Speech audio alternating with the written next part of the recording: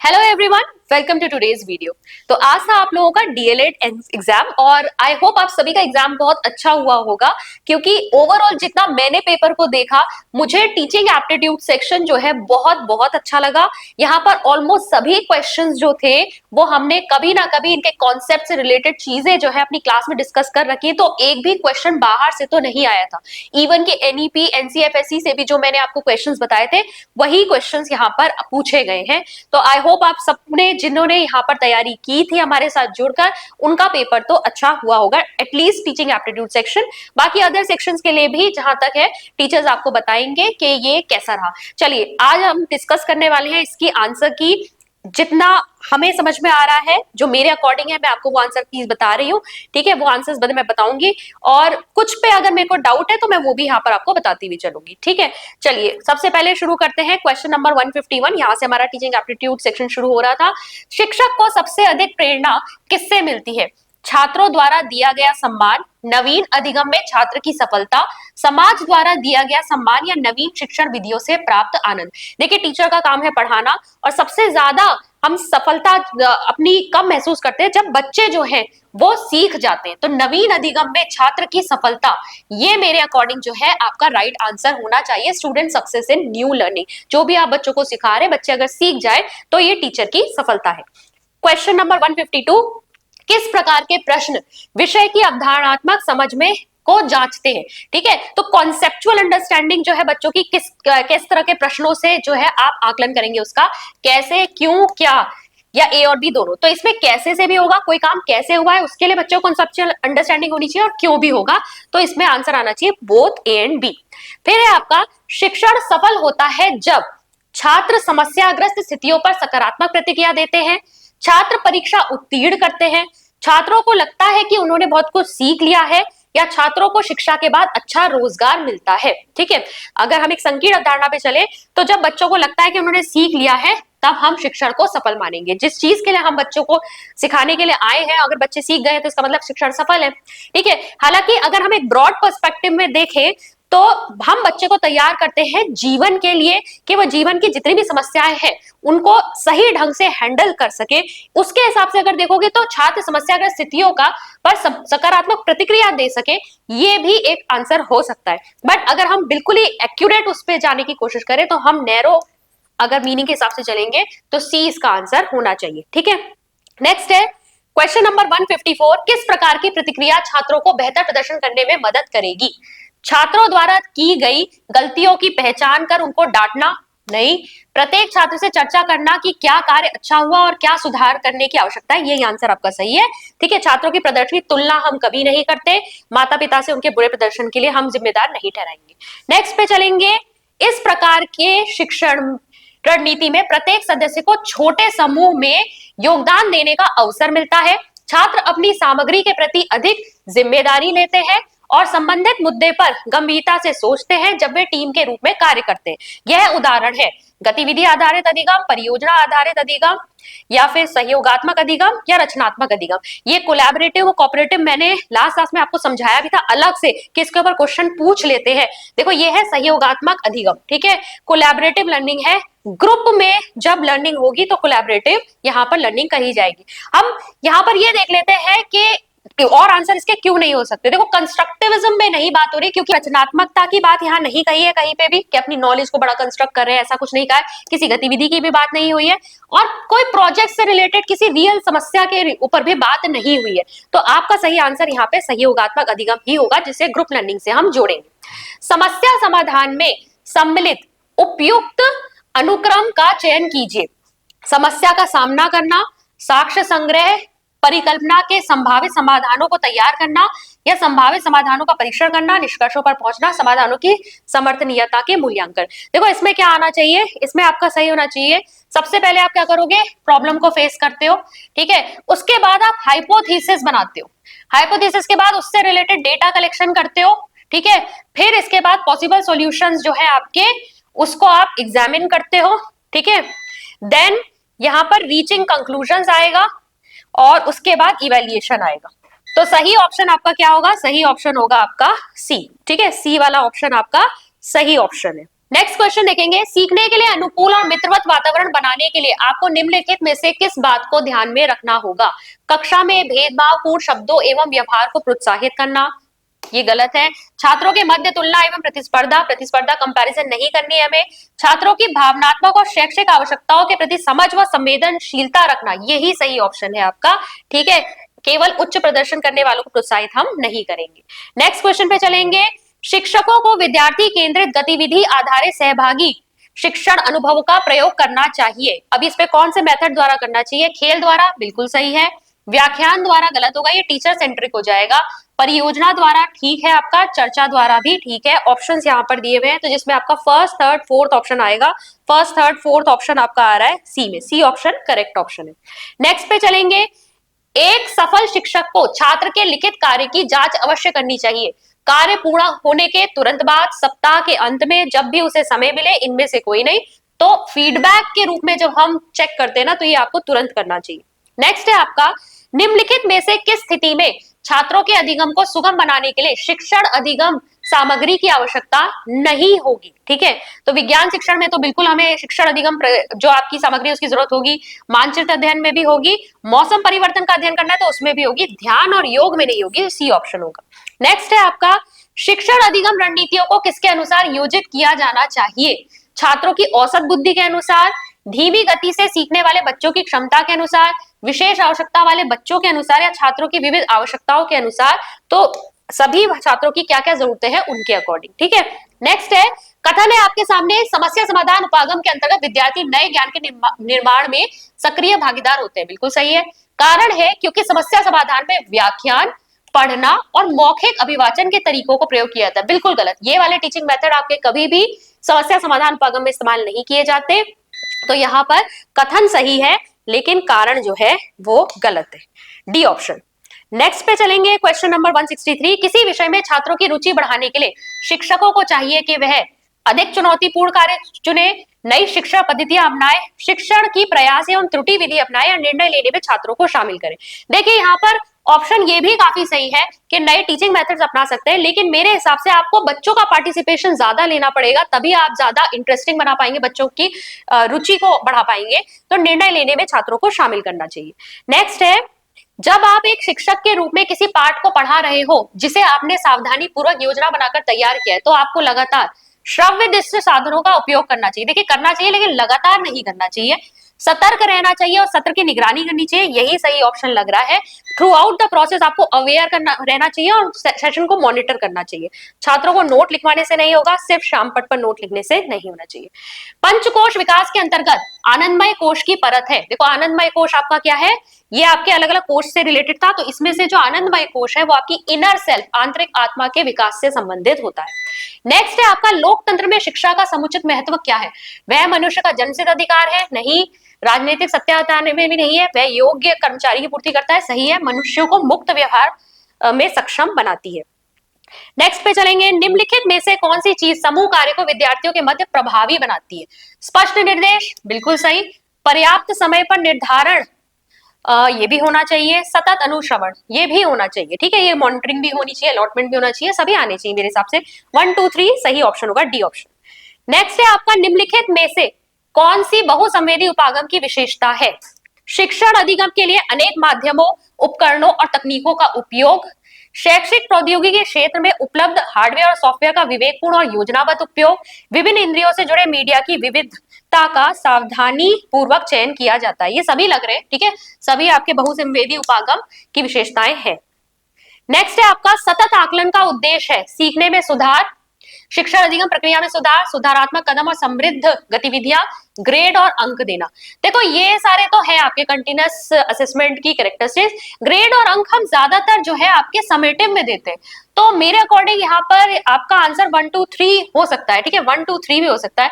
हालांकि आप जो छोटे छोटे असेसमेंट लेते हैं उसमें भी कई बार आप क्या करते हो, मार्क्स और ग्रेड्स देते हो, तो अब ये डिपेंड करता है कि इसको इंक्लूड कर रहे हैं या नहीं कर रहे हैं इसमें, ठीक है। तो ये आपका वैसे मेरे हिसाब से 1 2 3 होना चाहिए। नेक्स्ट है आपका, कक्षा में समूह अधिगम को संचालित करने में शिक्षक की भूमिका मुख्यतः एक सुगमकर्ता और मार्गदर्शक की होती है। चर्चा का विषय या जो समस्या है जिसका समाधान किया जाना है वह तय करने के बाद शिक्षक के ये मुख्य कार्य होते हैं। समूह का गठन करना, हाँ बिल्कुल समूह का गठन होगा, पहले आपने डिस्कस कर लिया कि कैसे क्या प्रॉब्लम सॉल्व करनी है, फिर आपने ग्रुप्स बनाए। समूह में कोई संवाद नहीं हो, गलत, ठीक है। कम्युनिकेशन तो होगा ही, ग्रुप के मेंबर्स के बीच में कम्युनिकेशन होगा, तभी आप कोई टास्क जो आप दे रहे हो वो फुलफिल हो पाएगा। समूह में हुए अधिगम के निष्कर्षों को संकलित करना, ये भी सही है, 1 और 3 होना चाहिए, option number C. Next question पे चलेंगे, 171। निम्नलिखित प्रदर्शन विधि के चरण हैं, इनको सही क्रम में व्यवस्थित करें। देखो प्रदर्शन विधि के चरण बताने इन्हें, तो देखो सबसे पहले क्या होगा, प्लानिंग होगी। प्लानिंग हमेशा टीचिंग में जो है सबसे पहले स्टेप पर होती है। सबसे पहले तो प्लानिंग होगी, फिर आप इंट्रोड्यूस करोगे, उसके बाद आप क्या करोगे, उसके बाद डेमोन्स्ट्रेशन होगा, फिर होगा आपका ब्लैक बोर्ड का यूज, क्योंकि टीचिंग एड भी यूज करनी है, और लास्ट में आप कॉन्सेप्ट को जो है कंपाइल करोगे, ठीक है। तो 2 2 1, फिर आएगा 5, फिर 3, फिर 4। तो ए ऑप्शन आपका करेक्ट ऑप्शन है। नेक्स्ट पे चलेंगे, शिक्षण अधिगम प्रक्रिया में शिक्षार्थी केंद्रित दृष्टिकोण की विशेषता है। शिक्षक अधिकतर पाठ्यक्रम पूरा करने पर ध्यान देते हैं। शिक्षक केवल सही उत्तर पर ध्यान केंद्रित करता है। शिक्षक द्वारा ऐसी स्थिति बनाना कि अधिगम की प्रक्रिया छात्रों हेतु सुगम हो सके। छात्र शिक्षक द्वारा दिए गए नोट्स लिखते हैं। देखो लर्नर सेंटर्ड अप्रोच हमें कहां पर दिख रही है, जहां पर टीचर जो है आपका इस तरीके की सिचुएशन क्रिएट करे जहां पर बच्चों के लिए जो है सीखना आसान हो सके। नेक्स्ट है आपका, एक शिक्षक के रूप में यदि आप बच्चों के किसी विषय में उपलब्धि का आकलन करने के लिए प्रश्न पत्र निर्मित कर रहे हैं तो आपको किन बातों का ध्यान रखना चाहिए। वह पाठ्यक्रम में दिए गए सीखने के प्रतिफलों के समाहित करता हो, बिल्कुल सही है। प्रश्न पत्र में सभी प्रकार के प्रश्न होने चाहिए, ये भी बिल्कुल सही है। प्रश्न पत्र केवल वस्तुनिष्ठ होना चाहिए, ऐसा तो नहीं है कहीं भी। प्रश्न पत्र का कठिनाई स्तर उच्च होना चाहिए, ये भी नहीं है। 1 और 2 आपका ऑप्शन है ए ऑप्शन।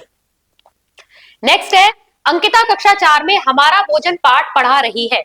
वह विभिन्न प्रकार के भोजन और उनके घटकों को समझा रही है। वह मुख्य बिंदुओं को श्यामपट्ट पर लिख रही है।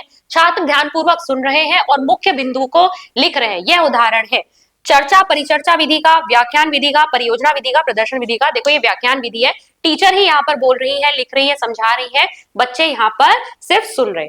अधिगम छात्रों की गतिविधियों में भागीदारी के माध्यम से सुगम होता है, इसलिए गतिविधि करते समय निम्नलिखित में से किन बातों का ध्यान आवश्यक है। गतिविधि की प्रकृति, बिल्कुल। गतिविधियों की प्रस्तुति प्रेजेंट कैसे करें, वो भी सही है। प्रत्येक छात्र की भागीदारी को सुनिश्चित करना, सभी, तो यहाँ उपरोक्त सभी आंसर हो जाएगा, यानी डी ऑप्शन आपका सही ऑप्शन है। निम्नलिखित में से स्मृति आधारित प्रश्न कौन सा है। स्मृति आधारित यानी जहां आपको याद करके आंसर करना पड़ेगा। 1 किलोमीटर में कितने मीटर होते हैं, यही है आपका, ठीक है। बाकी ऑक्सीजन क्यों उपयोगी है, 45 डिग्री का कोण बनाना, इसमें तो आपको एक्सप्लेन करना पड़ेगा या कुछ आपको ड्रॉ करके दिखाना पड़ेगा। रमन की कक्षा में एक छात्र ऐसा है कि वह ठीक ढंग से लिख नहीं पाता, वह डी को बी लिखता है और पी को क्यू लिखता है, तो यह किस सीखने के संबंधी अक्षमता से, कौन सी आपकी अक्षमता से वो ग्रसित है। डिस्कैल्कुलिया, डिस्ग्राफिया, डिसलेक्सिया, एफेजिया, लिखने से संबंधित है तो क्या है, ये डिस्ग्राफिया है। नेक्स्ट है आपका, यदि एक शिक्षक छात्रों की अभिव्यक्ति और सृजनात्मक क्षमता का परीक्षण करना चाहता है तो उसे किस प्रकार के प्रश्न पूछने चाहिए। ठीक है, तो क्रिएटिविटी बच्चों की चेक करनी है। निश्चित उत्तरीय प्रश्न नहीं, अति लघु उत्तरीय, वस्तुनिष्ठ, यहाँ पर निबंधात्मक, ऐसे टाइप क्वेश्चन पूछोगे तब बच्चों की क्रिएटिविटी, उनके विचार निकल के आएंगे। मूल्यांकन के 3 प्रमुख प्रकार कौन से हैं, कई बार बता चुकी हूँ, निदानात्मक, रचनात्मक, योगात्मक, यानी डायग्नोस्टिक, फॉर्मेटिव और समेटिव, ए ऑप्शन है। किस प्रकार के कक्षा कक्ष में छात्रों का ध्यान समूह के समग्र प्रदर्शन पर केंद्रित रहता है। प्रतिस्पर्धात्मक, समेकित, सहयोगी, व्यक्तिगत। तो आपका अगर पूरे ग्रुप के सभी के समूह के परफॉर्मेंस पे ध्यान पे रखना है तो वो कोऑपरेटिव में होता है, ठीक है, कोऑपरेटिव, सी। नेक्स्ट है आपका, कक्षा शिक्षण अधिगम प्रक्रिया काफी हद तक स्कूल के वातावरण और उसकी संस्कृति पर निर्भर करती है, बिल्कुल सही है। क्लासरूम एनवायरनमेंट और कल्चर पर डिपेंड करेगा। एक सुरक्षित, संरक्षित और खुशहाल विद्यालय वातावरण छात्रों को बेहतर सीखने और अधिक उपलब्धि प्राप्त करने में मदद करता है, ये भी सही है। कथन 1 भी सही है, 2 भी सही है, तो ये ऑप्शन ए हो गया। नेक्स्ट है आपका, जो छात्र सुधार के सभी प्रयासों के बावजूद अच्छा प्रदर्शन नहीं करता उसके साथ कैसा व्यवहार किया जाना चाहिए। विद्यालय से निकाल देना चाहिए, नहीं। मनोवैज्ञानिकों और सामाजिक कार्य विशेषज्ञों के परामर्श किया जाना चाहिए, यही सही आंसर है, ठीक है, परामर्श लेना चाहिए। विशेष शिक्षा की व्यवस्था या फिर उसकी गतिविधियों में नजरअंदाज करना, ये भी गलत है। निम्नलिखित में से कौन सा कथन श्यामपट्ट के प्रभावी उपयोग में के विषय में उचित नहीं है। श्यामपट्ट के प्रभावी उपयोग से पूर्व श्यामपट्ट को अच्छी तरह साफ रखना चाहिए, बिल्कुल सही है। पूर्ण लंबाई वाली अच्छी गुणवत्ता वाली चौक का उपयोग करना चाहिए, सही है। रंगीन चौक का प्रयोग नहीं करना चाहिए, ये कहां से आ गया, ठीक है, रंगीन चौक का प्रयोग नहीं करना चाहिए, ये इसकी ये इसके लिए उचित नहीं कहा जाएगा, ठीक है। फिर है आपका शिक्षण के 3 स्तर। शिक्षण के 3 स्तर कौन से? स्मृति स्तर, समझ स्तर और चिंतन स्तर। नेक्स्ट पे चलेंगे, प्रभावी विज्ञान शिक्षण के लिए आवश्यक है वैज्ञानिक अवधारणाओं की व्याख्या करना, छात्रों को पुस्तक से पाठ पढ़ने के लिए कहना, छात्रों के लिए सरल प्रयोगों की व्यवस्था करना, व्याख्यान पद्धति से पढ़ना। तो एक्सपेरिमेंट्स आपको बच्चों के लिए डिजाइन करने पड़ेंगे, तब बच्चे अच्छे से समझ पाएंगे साइंस। सीखने के प्रतिफल शिक्षकों को सक्षम बनाते हैं अपनी सामग्री, शिक्षण विधियों और मूल्यांकन योजना बनाने में। हाँ बिल्कुल सही। शिक्षा से संबंधित केवल सामान्य बच्चों के लिए रणनीति बनाने में, योगात्मक आकलन की ब्लूप्रिंटिंग बनाने में, या बच्चों से प्रश्न पूछने में। तो ए ऑप्शन ही आपका सही ऑप्शन है, ठीक है। किसी मनोगत्यात्मक क्रियाकलाप को सीखना ध्यान से देखे गए कार्यों की डैश से प्रारंभ होता है, नकल, इमिटेशन। जब साइकोमोटर डोमेन में आप सीखना शुरू करते हो, किसी काम को सीखना शुरू करोगे, तो पहले कोई आपको करके दिखाएगा, उससे आप दोहराओगे, आप उसे रिपीट करोगे, नकल करोगे उसकी। निम्नलिखित में से कौन सा विकल्प सही रूप से मेल खाता है? बड़े अक्षरों की पुस्तक दृष्टिबाधित गलत है, ठीक है। अगर दृष्टिबाधित है तो वो बड़े अक्षरों की पुस्तक भी कैसे पढ़ सकता है? मैग्नीफाई दृष्टिबाधित, ये ठीक है। व्यक्तिगत अधिगम, बौद्धिक दिव्यांगता, इंडिविजुअलाइज एजुकेशन प्लान जो है आप इंटेलेक्चुअल डिसेबिलिटी वालों के लिए बनाओगे, ये भी सही है। 2 और 3 सही होना चाहिए, इसका आंसर होगा सी। नेक्स्ट है आपका निर्माणात्मक मूल्यांकन की प्रकृति है निदानात्मक, उपचारात्मक, उपरोक्त दोनों, उपरोक्त में से कोई नहीं। तो देखिए आपका जो फॉर्मेटिव इवैल्यूएशन होता है वो कहीं ना कहीं आप क्या कर रहे हो, डायग्नोस कर रहे हो बच्चों की डिफिकल्ट कहाँ पे बच्चों को डिफिकल्टी महसूस हो रही है, उसके बाद आप रेमेडियल टीचिंग दोगे, तो उसका जो नेचर है मेरे हिसाब से यहाँ पर डायग्नोस्टिक होना चाहिए। देन निम्नलिखित की समीक्षा कीजिए और सही विकल्प चुनिए। कक्षा शिक्षण में विविध रणनीतियां शामिल होनी चाहिए, बिल्कुल सही है। कारण छात्रों की सीखने की शैली में व्यक्तिगत भिन्नता होती है, आर भी बिल्कुल सही है। तो यहाँ पर ऑप्शन क्या हो जाएगा आपका कि ए और आर दोनों सही है और आर ए की सही व्याख्या है। शिक्षा पर समान पहुंच संबंधित है एकीकृत शिक्षा समावेशी शिक्षा से है, ठीक है, इंक्लूसिव एजुकेशन से। प्रक्रियात्मक कौशल में वास्तव में दक्षता प्राप्त करने के लिए कौन सा एकमात्र प्रभावी तरीका है? तो एक प्रोसीजरल स्किल होता है, यानी आपको कोई कार्य क्या टास्क दिया गया जिसे आपको करना है, मोटर स्किल आपको दिखाने, तो उसे आपको रिपीट करना होगा, तभी आप उसमें बहुत ज्यादा अच्छे से उसको कर पाओगे, उसे मास्टर कर पाओगे। नेक्स्ट है अपने विषय से संबंधित अच्छे ज्ञान की अतिरिक्त एक शिक्षक में क्या होना चाहिए? शिक्षा शास्त्र के कौशलों का अच्छा ज्ञान, हाँ बिल्कुल सही है। सृजनवाद पर आधारित निर्देशों को डिजाइन करने का कौशल, ये भी सही है। केवल पाठ्य पुस्तकों से जानकारी आत्मसात करना नहीं होगा, विद्यार्थियों के सीखने की गति के अनुरूप शिक्षण का कौशल, बिल्कुल सही है। 1 to 4 होना चाहिए यहाँ पर, सही ऑप्शन है सी। बच्चों का बौद्धिक विकास सम्मिलित करता है अवलोकन, प्रयोग और विश्लेषणात्मक क्षमता, हाँ होता है। अमूर्त चिंतन और तर्क क्षमता, ये भी सही है। कल्पना और रचनात्मक, ये भी सही है। तो उपरोक्त सभी, ये सभी आपके बौद्धिक कौशलों में आ जाएंगे। क्वेश्चन नंबर 195, किसी भी शाब्दिक संप्रेषण का आधार क्या है? देखो शाब्दिक नाम से ही पता चल रहा है वर्बल है, यानी आप भाषा का प्रयोग कर रहे हो, तो भाषा।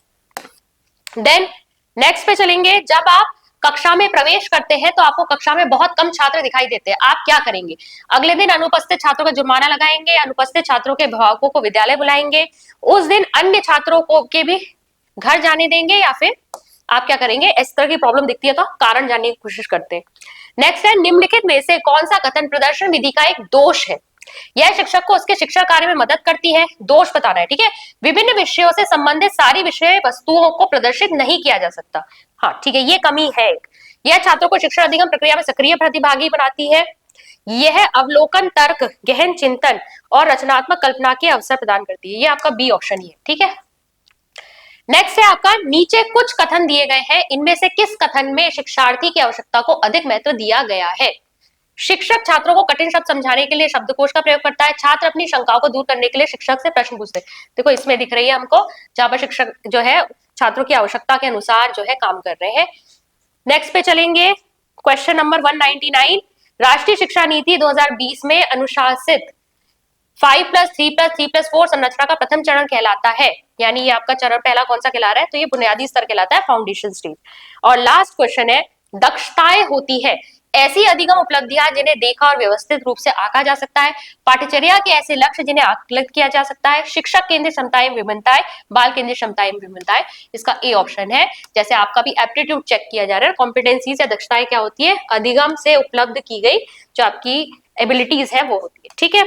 तो ये थे आपके 50 क्वेश्चंस टीचिंग एप्टीट्यूड के। आप लोग अपने कमेंट के माध्यम से हमें जरूर बताइएगा कि आप लोगों का पेपर कैसे हुआ। मैं मिलती हूँ आपसे नेक्स्ट लेक्चर में। Thank you.